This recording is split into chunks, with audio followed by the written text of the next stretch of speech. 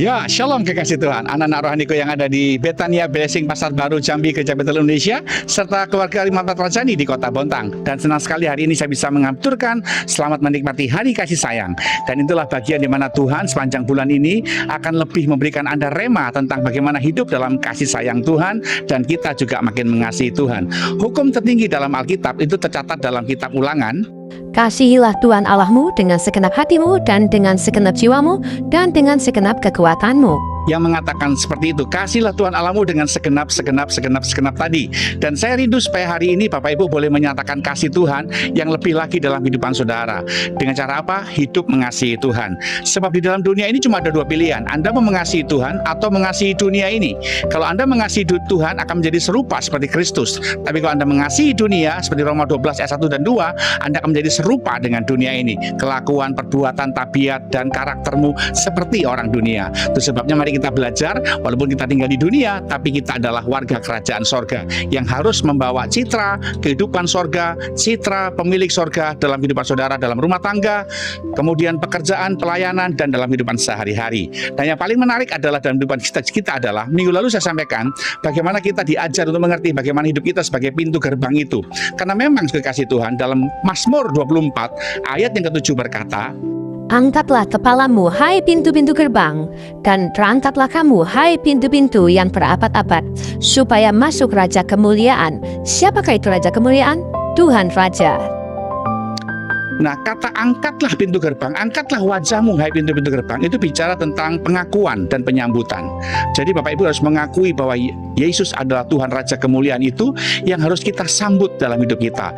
Mengapa pintu gerbang yang sulit itu berabad-abad tertutup? Karena sudah terlalu lama manusia jatuh dalam dosa, pintu hidupnya itu tertutup bagi datangnya sang pemilik kehidupan sejati, yaitu Yesus.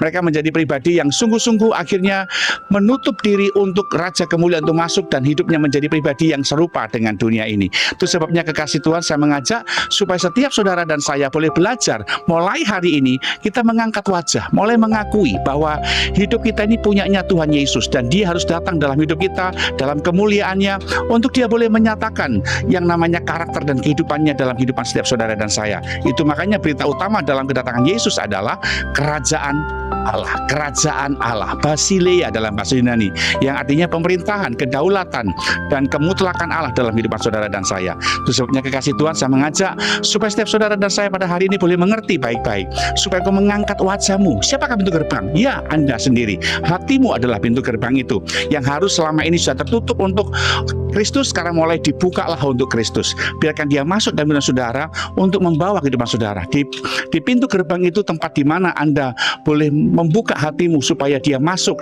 dan makan bersama-sama dengan Anda. Seperti kata kitab Wahyu pasal yang ketiga, siapa yang mendengar, kemudian dia akan buka pintu dan aku akan masuk dan makan bersama-sama dengan dia.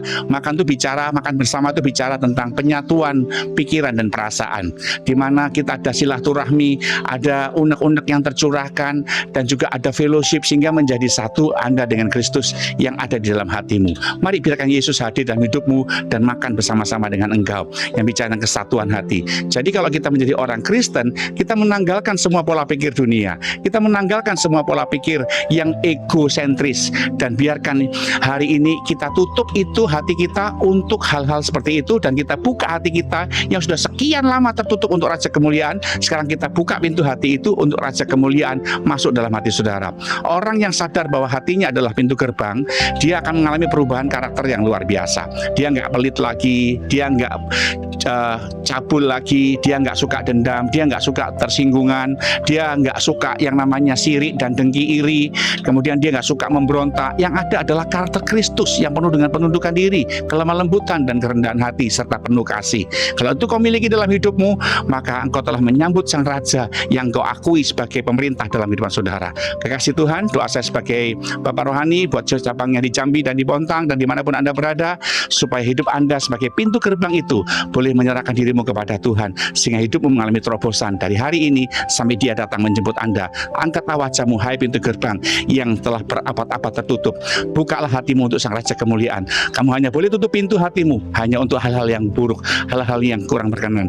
Kalau Anda bertemu dengan orang-orang yang mengajak menjelekkan orang lain, mengajak memberontak, mengajak unjuk rasa, kemudian mengajak untuk menebarkan benih kebencian, itu tutup aja hatimu untuk hal seperti itu. Bukalah hatimu untuk Raja Kemuliaan yang membawa firman. Bukalah hatimu buat Raja yang membawa damai sejahtera. Semua yang manis, semua yang sedap didengar, semua yang disebut kebajikan, semua yang mulia, pikirkanlah semua itu. Barulah itu kau buka hatimu, masuk di hatimu, saudara kekasih. Kekasih Tuhan, ini doa saya untuk saudara, supaya mulai hari ini engkau sebagai pintu gerbang yang terangkat untuk memuliakan Tuhan. Tuhan memberkati. Shalom. Doa saya untuk Anda semua. Haleluya.